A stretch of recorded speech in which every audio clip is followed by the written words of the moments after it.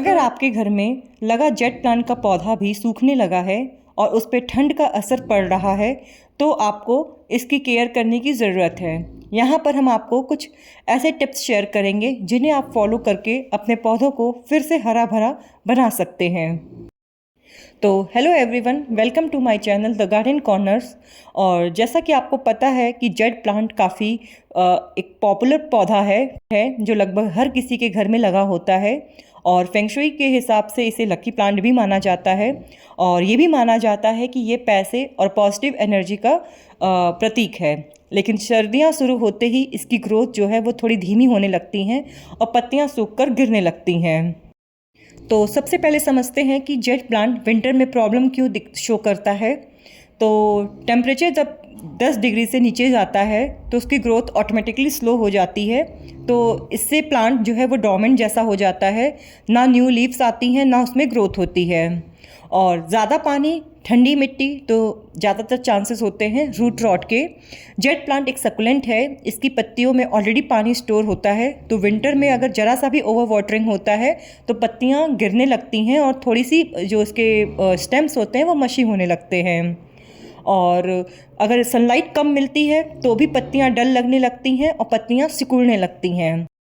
Jade plant की सही जगह विंटर में डिसाइड करना सबसे बड़ा फैक्टर होता है।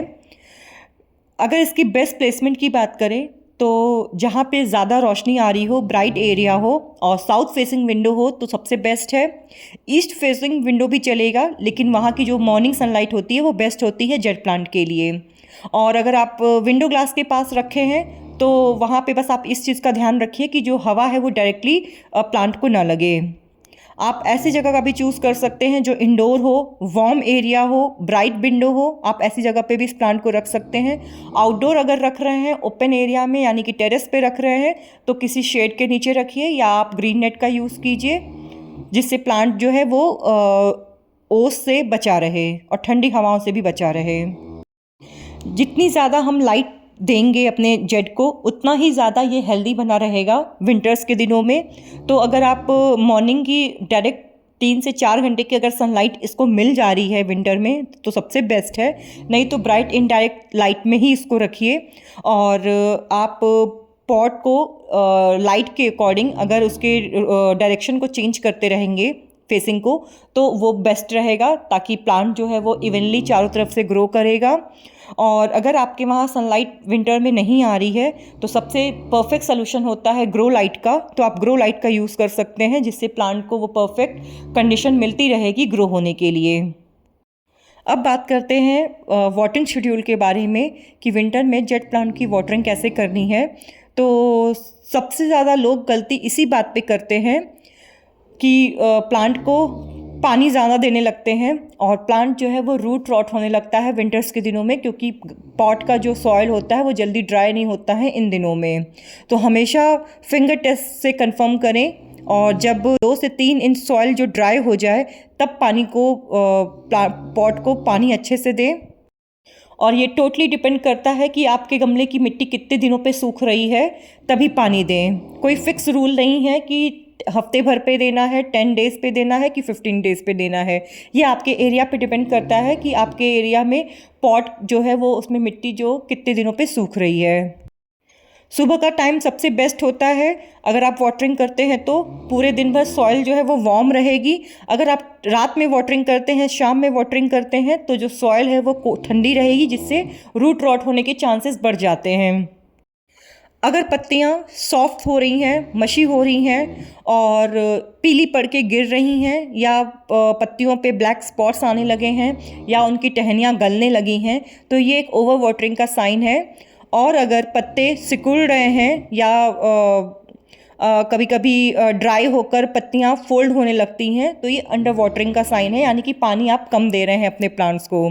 तो ज़्यादातर केसेस में क्या होता है कि अगर प्लांट अंडर वाटर हुआ है तो फिर भी ये सर्वाइव करने के चांसेस होते हैं हमारे पास, लेकिन अगर ओवर वाटर कर लिया हमने तो प्लांट फिर ख़त्म ही हो जाता है, बहुत कम चांस होता है उसको सर्वाइव करना। अगर आप सॉइल की बात करें तो सॉइल हमेशा हल्की और वेल ड्रेन होनी चाहिए। जेट प्लांट की मिट्टी जितनी जल्दी सूखेगी उतना ही बेहतर है।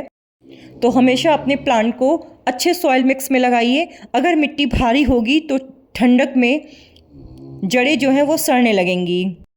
जेट प्लांट लो टेम्परेचर को टॉलरेट नहीं कर पाता है। अगर रात का टेम्परेचर 10 डिग्री से नीचे जा रहा है तो गमले को कमरे में ले आएं या ऐसी जगह पे ले आएं जहाँ पे वार्म और कोजी एरिया हो।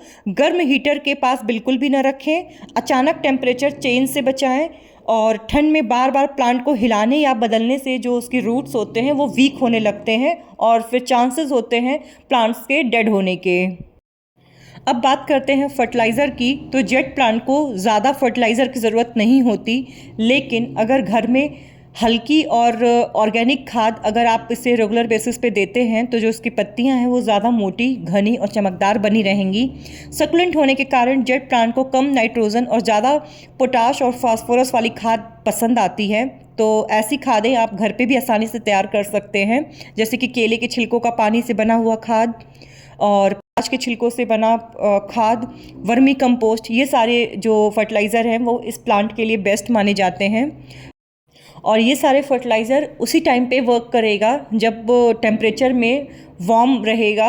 और अगर बिल्कुल ओस है और टेम्परेचर काफ़ी ज़्यादा डाउन है, धूप बिल्कुल भी नहीं निकल रही है, तो ये सारे फर्टिलाइज़र उस टाइम पे वर्क नहीं करेंगे। तो आप जो भी फर्टिलाइज़र पसंद करते हैं अपने प्लांट्स को देना, तो ऐसे टाइम पे दें जब उस मौसम में गर्माहट हो, सनलाइट प्रॉपर निकल रही हो। विंटर में प्रूनिंग और रिपोर्टिंग दोनों ही नहीं करनी चाहिए। इससे रूट्स जो होती हैं वो वीक होती हैं और ठंडे सॉइल में कटिंग्स को शॉक भी लग सकता है। प्रूनिंग से क्या है कि जो वुंड्स बनते हैं उस पर और ठंड में जो जल्दी ये हील नहीं हो पाते हैं, इसलिए प्रूनिंग करना अवॉइड किया जाता है। अगर स्टेम मशी हो रहे हैं तो आप उसके पार्ट को कट कर दीजिए, वहाँ नीम पाउडर लगा के ड्राई रखिए उस एरिया को, लेकिन पॉट चेंज करने की कोशिश मत कीजिए। जब उसके लिए कंडीशन आएगा चेंज, जब सीज़न आएगा तब आप इसकी रिपोर्टिंग कीजिए, नहीं तो विंटर में प्रूनिंग और रिपोर्टिंग दोनों को अवॉइड कीजिए। तो आज की वीडियो में हमने जेट प्लांट की विंटर केयर के बारे में समझा है। तो अगर आप इस तरह के टिप्स को फॉलो करेंगे तो आपका भी जेट प्लांट विंटर में केवल सर्वाइव ही नहीं करेगा बल्कि हेल्दी और ग्रीन बना रहेगा।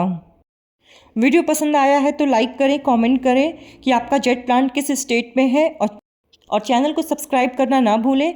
मिलते हैं अगले वीडियो में एक नए प्लांट के टॉपिक के साथ। तब तक के लिए हैप्पी गार्डनिंग।